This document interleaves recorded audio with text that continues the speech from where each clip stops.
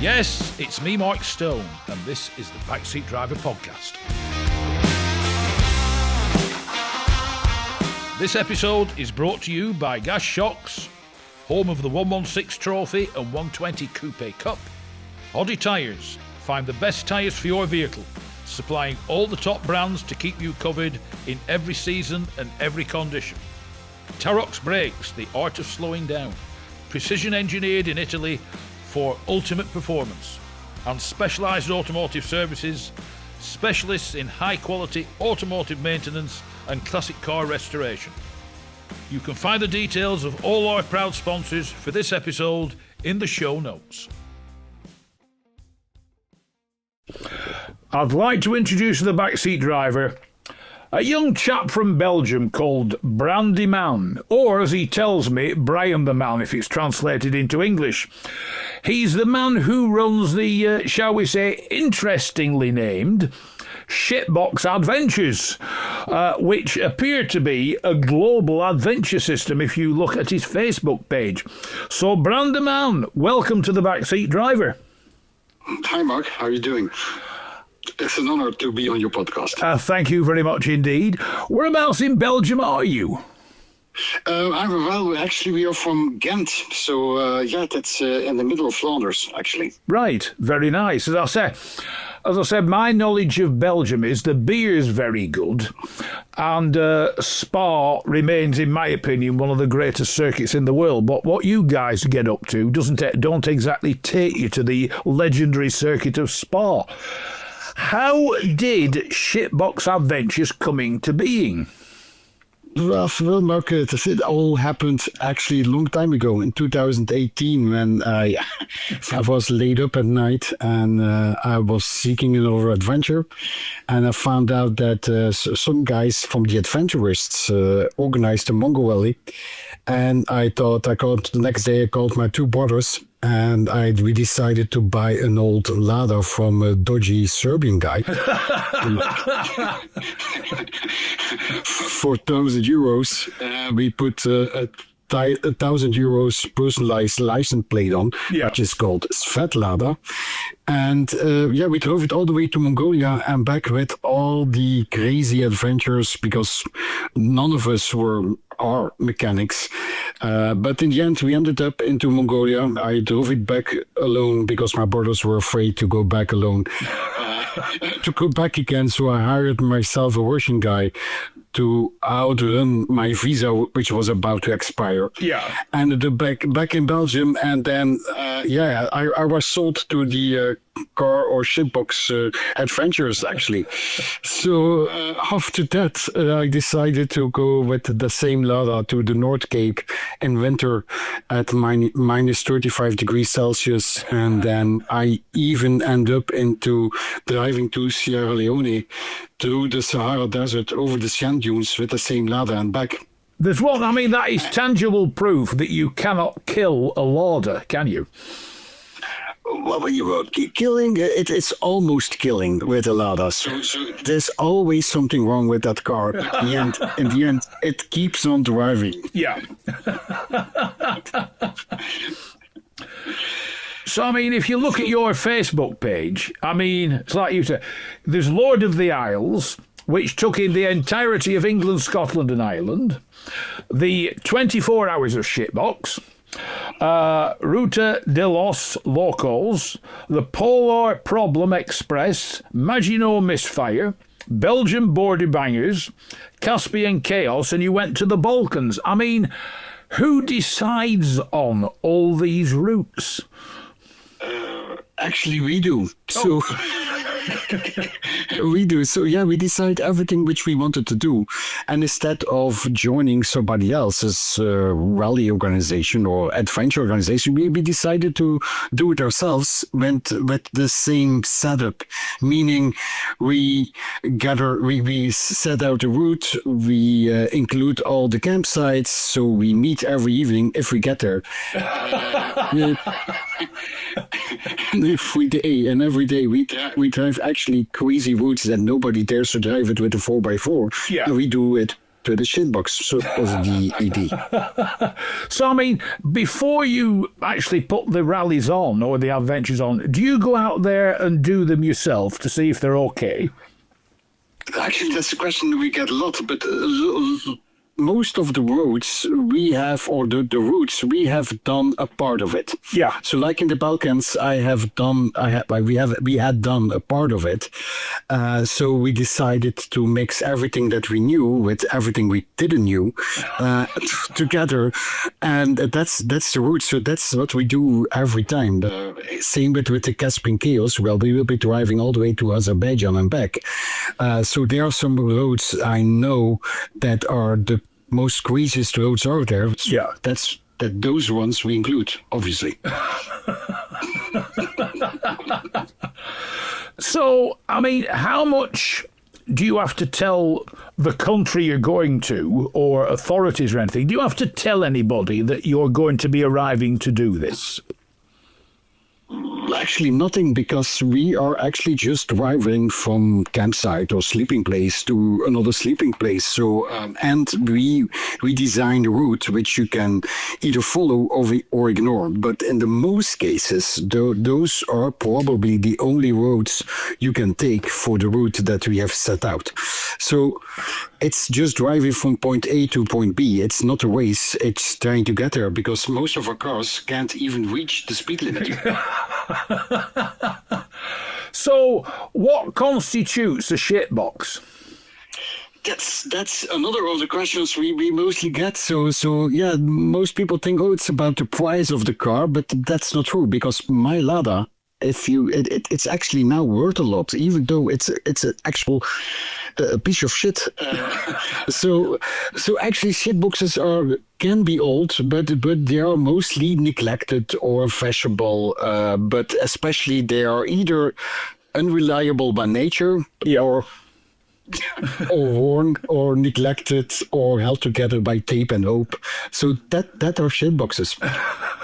What tend to be, apart from your now virtual global award-winning Lada, what tends to be the favourite car? Is there a particular make or model that your entrants tend to go for? Well, not especially. Any car can be a shitbox, so it doesn't have to be like our Lada, 42-year-old car, which are very hard to find, especially if you want to find them cheap. Yeah. But yeah, let's say a Land Rover Freelander Model 1. Yeah. Everybody knows it's very unreliable by nature. Yeah. If it's 24 or more years old, then I think it can include as a shitbox. Yeah. So, because I notice in like some of your social media, there's Volkswagens, there's Audis, there's Mercedes, Benz. I mean, where do people tend to source them from? I mean, Ladas, is Russia the favourite place, or Eastern Europe? Or can you find Ladas all over? But you used to, so yeah, you used to find them all over, and I think there's a certain time period. Once a car gets over 35 years old, they tend to be very scarce to find. So yeah, either they are bought by collectioners who wants to keep them in the garden or in their shed to look at for like every day, and that's a bit of a pity, and because we want those cars to be on the roads. That's where they're made for. Yeah, that's it. So yeah, any kind of car it's difficult to find and scarce. We had a guy who entered with the Lancia Beta. Oh yeah, from 1979, which is very scarce to find, and especially if they're in the end they're just very scarce to find, and they're actually unreliable by nature. So that's a shitbox.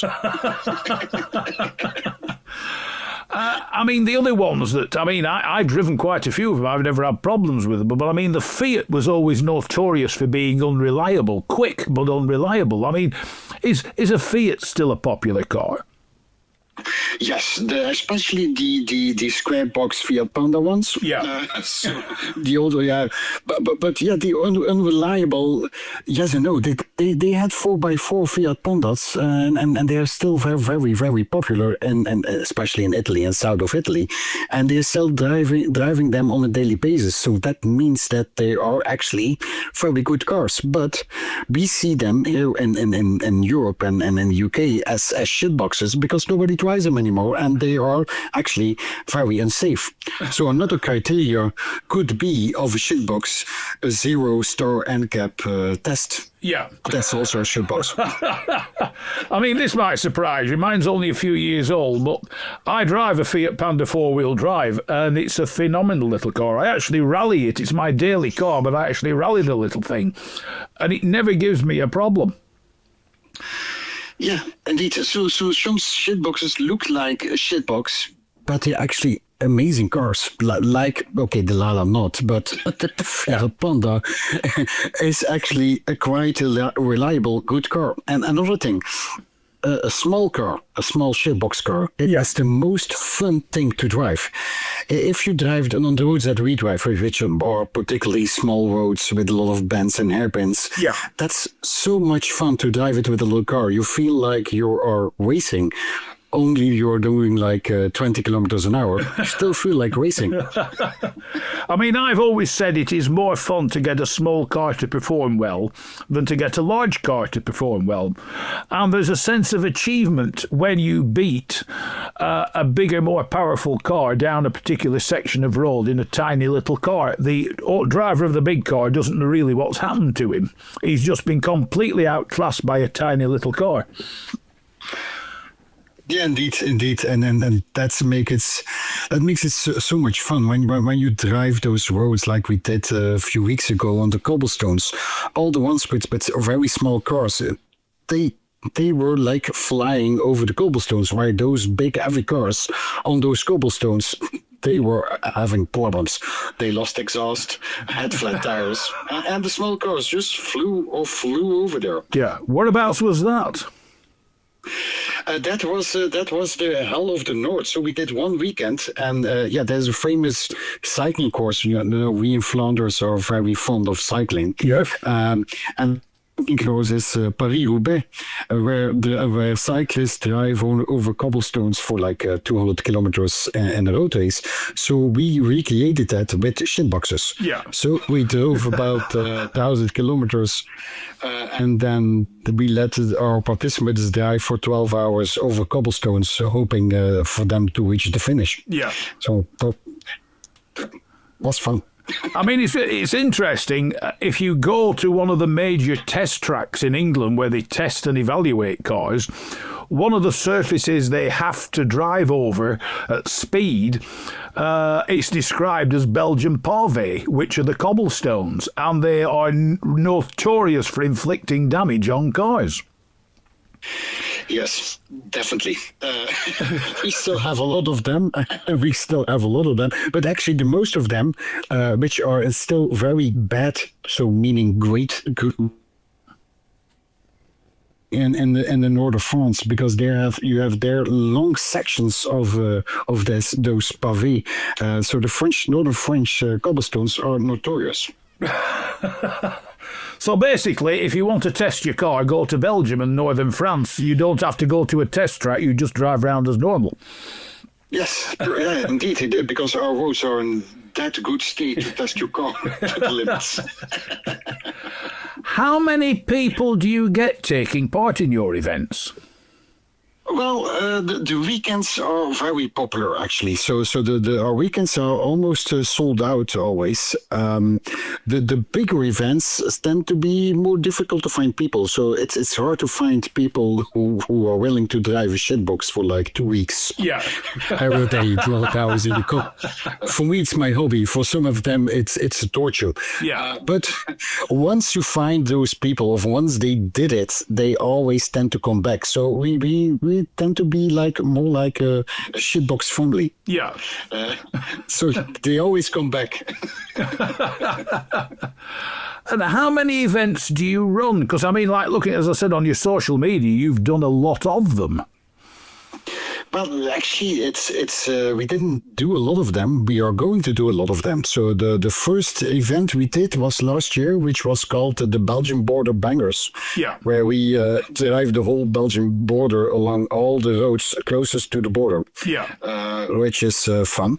And then the next event was the Broke Down Balkan, where we drove all the Balkan states, well, almost all the Balkan states in a week. Yeah. I mean, did you drive there, or are the cars transported there? No, we drive there. All right. That's part. Yeah, we drive them, and then we drive back. So in let's say in 8 days we drive more than 5,500 kilometers. Yeah.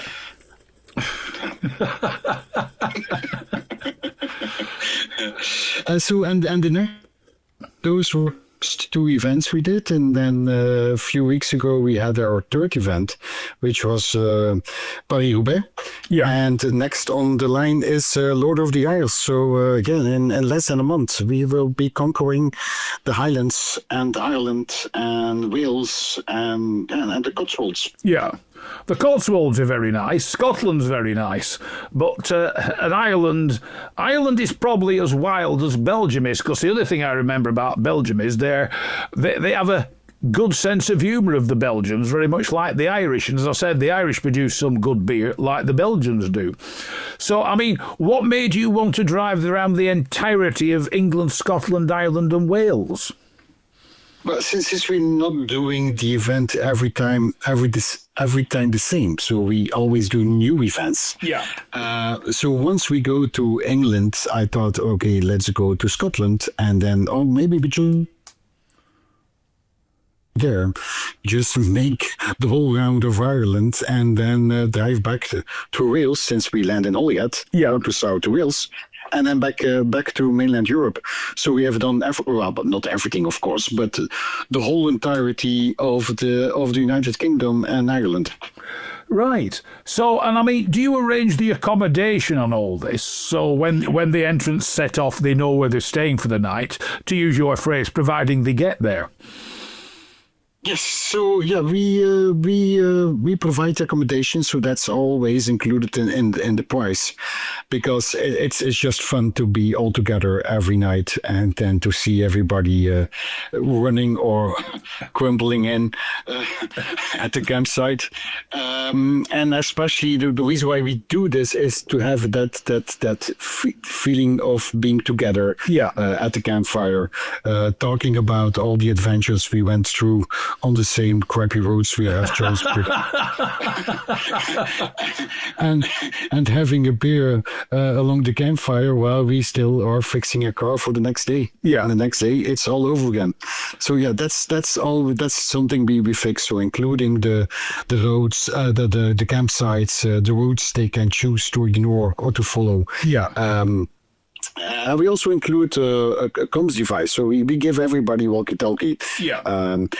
Especially to call the car in front of you that the exhaust has me fall off, or that they have left something behind. So we're going to pick them up for them. So to communicate with each other. Yeah. I mean, is there any form of mechanical assistance on your events for the cars that are notoriously unreliable, or are the entrants expected to repair their own cars or help repairing other people's cars?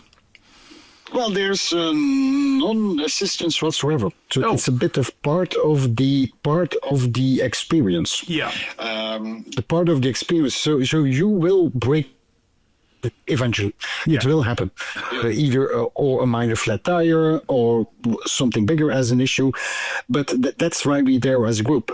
So maybe you don't know how to fix your car, but there will always be somebody in the group who can fix a car or help you out, or we tow the car to the next mechanic. That's the group feeling of it. So you don't have to have knowledge of our cars. It's interesting to have knowledge, but it's more interesting to have no knowledge at all.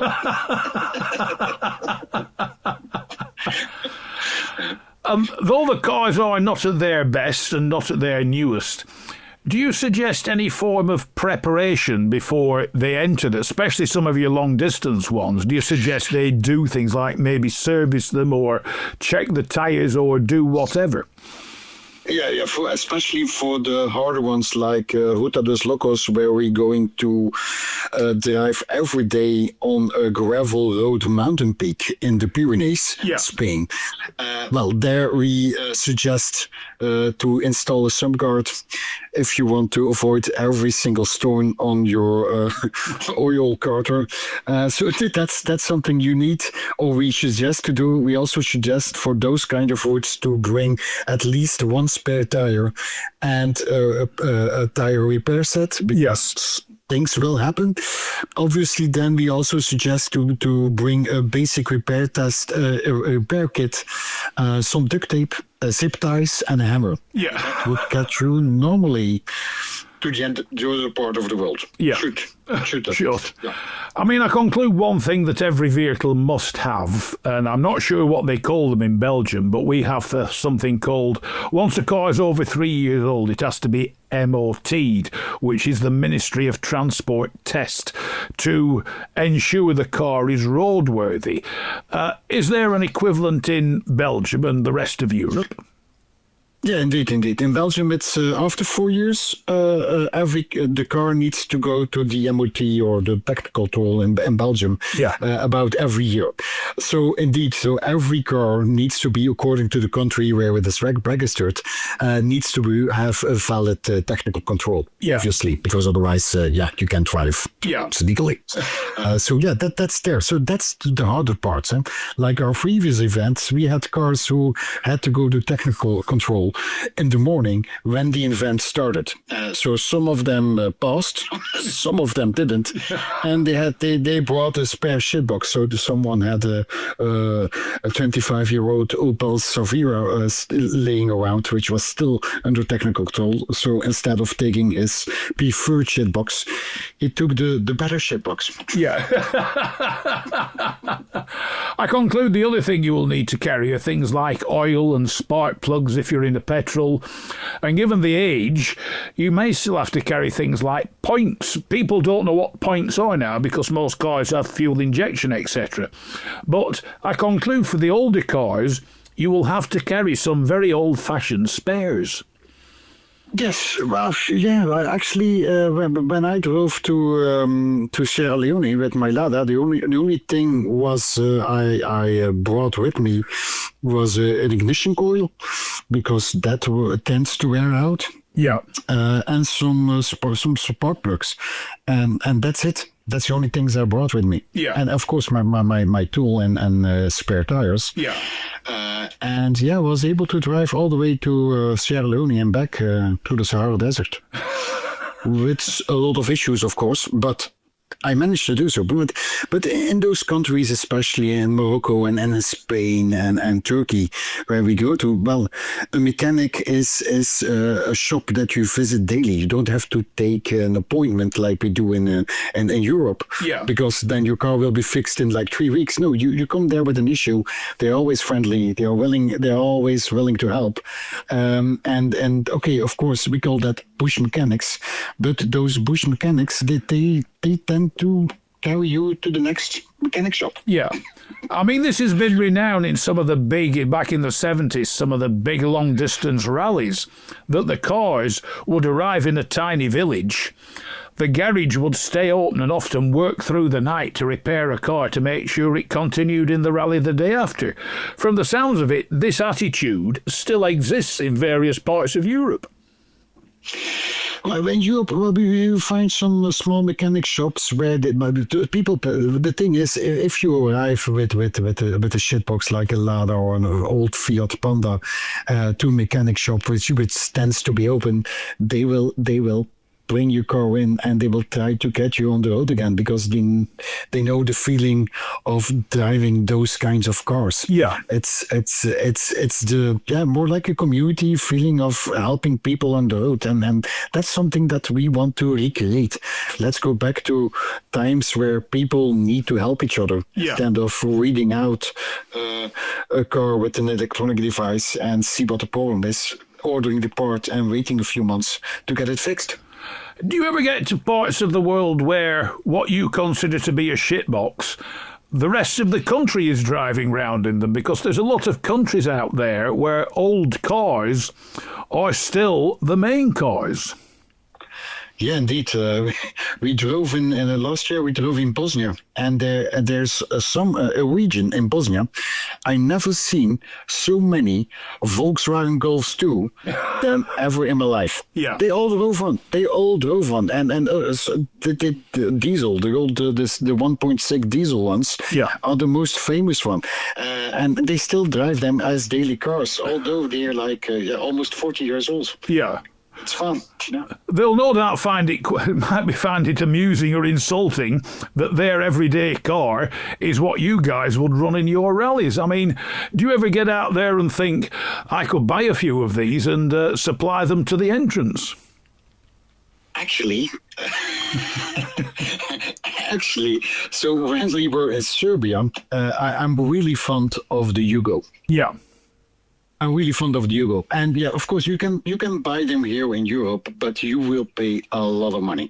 So you're joking? I mean, they were a notoriously terrible car. Believe it or not, I have driven a cabriolet one, and it was nothing more than at the factory they took one of the normal cars off the production line, cut the roof off and the tailgate off, welded it up, put a strengthener across, and there you have a cabriolet. That's the perfect cabriolet. So that's the perfect shitbox. So yes, indeed. So they are actually now quite expensive in Europe.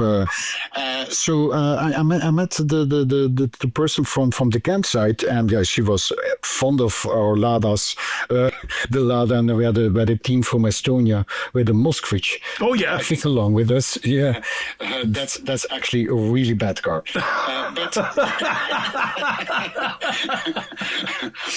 But then I asked her, okay, I'm actually looking for some Yugos 45 and Yugos 55. Yeah. And yes, she's willing to arrange them for us in technical good condition. And maybe, this summer or next summer, we will drive up there, get some back to Europe, maybe into technical control, and maybe we find some other idiot to do I mean, would you have any technical problems bringing them into Belgium? If like a transporter with 6 of these cars on it appeared, would you have any problems? Or would you have to give a reason why you were importing them? Well, importing from Serbia, which is not a EU country, you have to pay import tax. So for mainland Europe, that means you have to pay 10% on the value of the car. Yeah. And then included of the total value of the car, including the 10%, you have also to pay the VAT on it. But yeah, since you buy the car for like 300 euros, that's quite okay.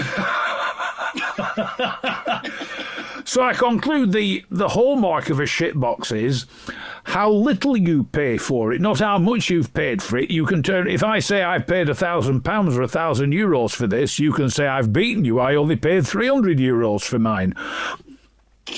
Yeah, exactly. So we have participants who bought a car for like 100 euros. Yeah, they get it through technical control, and they drove like 5,000 kilometers with it on the whole road trip. That's the whole idea. That's the whole fun part of it. But you have to be lucky. Yeah. So how long does it take you to organise one of these events? Because, I mean, from an idea to everybody setting off, because I conclude there is a universal starting point. I conclude in Belgium. Is that the case? But not always in Belgium. For example, for Caspian Chaos, we start in Turkey because, that's already 2,500 kilometers covered. And then they can choose either to drive there directly or to do it in the 24-hour challenge from Belgium to Turkey. So that's how we settle it. But organizing it, the most time it's in the routes itself. So planning the routes takes a lot of time, a lot of planning, calculating, is it possible? is the road even possible to drive with a car? Yeah. Most of them are drivable with a 4x4, but I have to really check if they are able to do so. So I have some locals all over, which I call and I call them, look, I've seen this road and I know you can drive it with a tractor, but can you drive it with an old Lada? And if they say yes, I do it every day with my old Volkswagen Golf 2, then we try it. No. So, I conclude, do you also use things like Google Maps and things like that to have a look at the roads that you haven't seen? Besides asking a local, do you actually go onto like satellites and see what's there? Yes, indeed. Actually, every route we planned thoroughly to check, also on Google Maps or possibly on Google Street View, but those routes, they don't have Google Street View. But a lot of those routes we check entirely on possibility, capability, because a small road for 100 kilometers, that could take you maybe 3 hours. Yeah. Instead, if it's a small good road, which is always straight, then you can drive it in an hour. Yeah. So, and if we drive 400 kilometers on an hour, where you drive on average, let's say 30 kilometers an hour, that will take you a lot of time. So we have to take into account that. But yeah, you have to take into account that driving with our adventures, it takes you on average between 8 and 12 hours a day in the car. Yeah.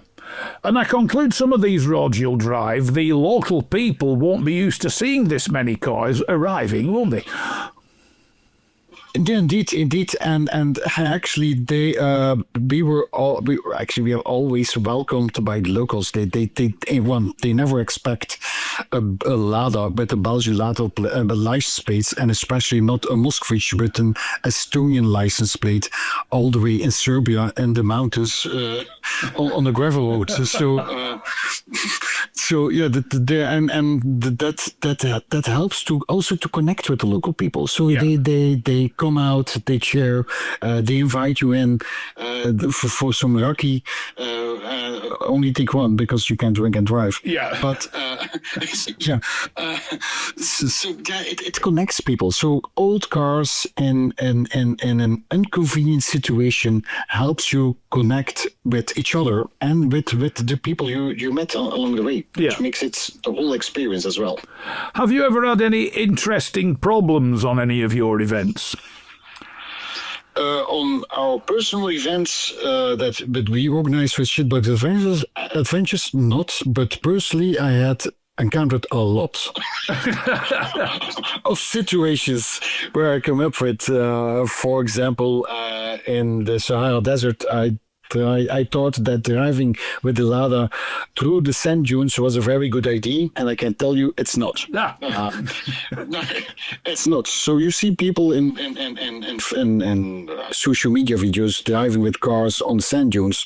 Well, I think it's all put into the scene, because I did it for like 100 kilometers, and after 20, I completely got stuck. So I had a 4x4. I had to pay. It was in the middle of the night.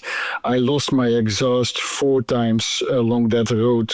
No, it wasn't the road. It was just a line that I followed on a GPS. Yeah. So yeah, a lot of issues. But that's how stories grow, and that's how you feel that you are alive when you're in that kind of situation. Yeah. So you've never had to resort to your Russian bodyguard as you had to do once before? No, we